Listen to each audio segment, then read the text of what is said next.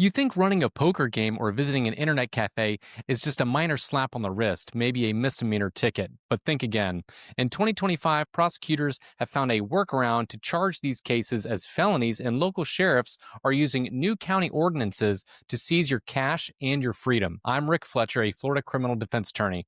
I've defended clients who thought they were safe because the machine is skill based, only to face 5 years in prison under Florida's lottery statutes. In this video, I'm going to show you the real law. I'll explain the lottery trap prosecutors use, the strict rules for home poker games, and exactly how to stay safe in Florida's confusing gambling landscape. There is a dangerous rumor floating around Florida. People say the state didn't pass the new gambling bill, so we're safe. But that's a lie. While the legislature might have stalled on some bills, local law enforcement has exploded. Counties like Manatee and Sarasota have passed their own aggressive ordinances to shut down adult arcades. And even worse, the state attorney isn't charging you with keeping a gambling house, which is a misdemeanor.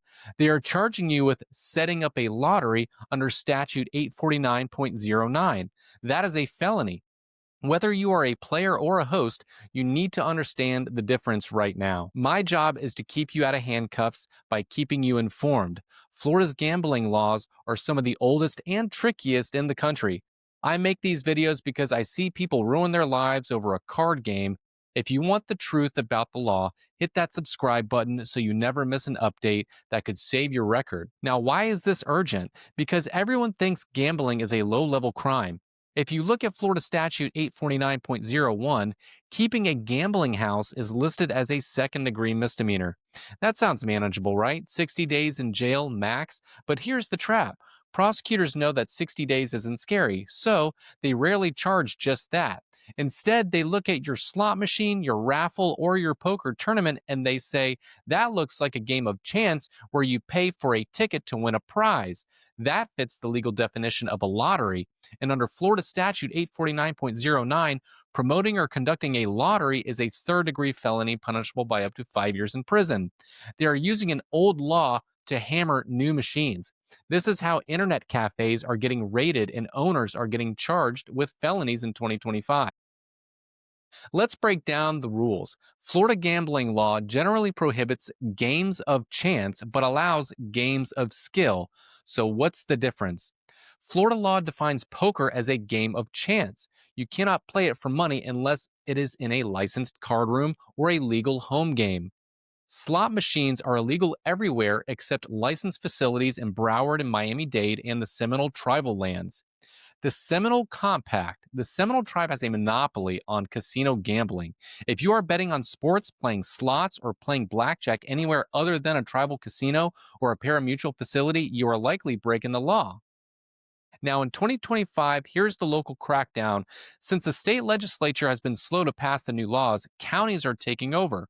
Manatee and Sarasota, for example. In late 2025, these counties passed ordinances specifically targeting simulated gambling devices or internet cafes. They didn't want to wait for the state. They created civil fines and misdemeanor penalties to shut these places down block by block. So even if the state police don't raid you, the sheriff and local code enforcement will. Now let's talk about those adult arcades in the strip malls. You see them everywhere. They have tinted windows and signs that say phone cards or sweepstakes. Operators claim these are games of skill because you have to press a button to stop the reels. Florida courts and the Gaming Control Commission disagree.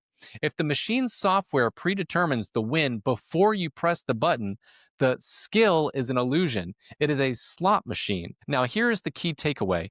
If you run a 50-50 raffle, a bingo night that isn't strictly for a 501c3 charity, or an office pool where the house takes a cut, you are technically running an illegal lottery. We are seeing more arrests where the lottery statute is used against people running unauthorized raffles on Facebook or Instagram.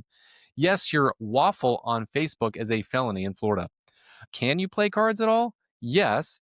This is your safe harbor. You can host a game in your home if you follow these three rules. Number one is the dwelling rule. It must be in a private home, either owned or rented. You cannot hold it at a clubhouse, a warehouse, or a bar. The $10 pot limit. The statute says winnings of any player in a single round, hand, or game cannot exceed $10. This is a very low limit. It essentially limits you to nickel and dime games. No rake. This is the golden rule. You cannot charge admission. You cannot charge for snacks. You cannot take a cut of the pot. If you make 1 penny of profit from hosting the game, you lose the protection of this statute, and you are now keeping a gambling house. Now, what about sports betting? As of late 2025, Hard Rock Bet is the only legal game in town. If you are using Bovada, Bet Online, or a local bookie, you are technically violating the law. While arrests for players are rare, the state can seize funds from these offshore accounts, and you have no legal way to get your money back. And now let's talk about fantasy sports. This is sort of a gray area, and it's one of the questions I get the most. Can I play DraftKings or FanDuel in Florida? And the answer is, well, it's complicated. Florida law does not explicitly legalize daily fantasy sports. It operates in a gray market. The state tolerates the traditional salary cap fantasy games because they argue it is a game of skill. You pick a roster, you manage a salary cap, and you compete against other players. However, there is a major trap you need to know about.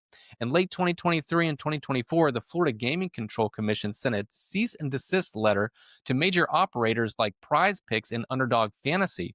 Why? Because the pick'em games, if you are playing a game where you simply pick over under on a player's stats, like LeBron James is going to be over 25 points, and you are playing against the house, the state of Florida considers that illegal sports betting, not fantasy sports. So the safe zone is where you're playing peer-to-peer fantasy contests where you play against other people, and that's generally tolerated. Any game where you bet against the house or the app, that is considered an illegal wager, and unless it's on the Hard Rock app, that is a violation of Florida law. So if you play fantasy sports, stick to the traditional draft style games. Avoid the prop bet style games unless you want to risk your account being frozen.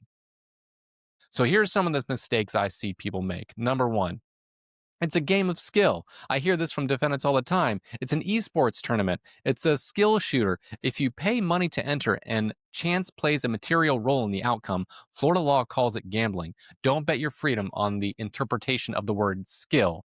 Mistake number two, the charity loophole. We're raising money for a sick kid.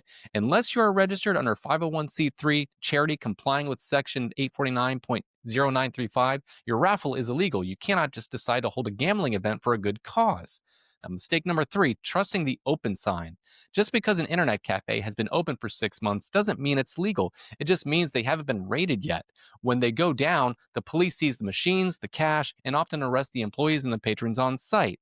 And then the last mistake, dealing with fantasy prop bets. Just because an app is legal in 40 other states doesn't mean it's legal here. If you are using a fantasy app to make prop bets, parlays on player stats against the house, you are technically engaging in unregulated sports betting. While arrests for players are rare, the state is actively trying to shut these operations down, which puts your money and deposit at risk. So, how do you protect yourself? Well, when it comes to the home games, keep the stakes low, follow the $10 rule, and never ever take a rake. Avoid the gray market machines. If you walk into a place that looks like a casino and it isn't the Hard Rock, turn around. Delete the offshore apps. Switch to the legal regulated app. It's not worth the risk of getting your funds frozen. And if you are caught in a raid, shut your mouth. The police need to prove you are engaging in gambling. If you admit to playing, you do their work for them. Ask for a lawyer. Florida's gambling laws are a minefield. You might think you're playing a game, but the prosecutor sees a third-degree felony. If this video has helped clarify the confusion, please hit that like button and subscribe. And if you've been charged with keeping a gambling house, lottery violations, or any gambling offense, call my office. We know the difference between a game of skill and a crime, and we fight to protect your record.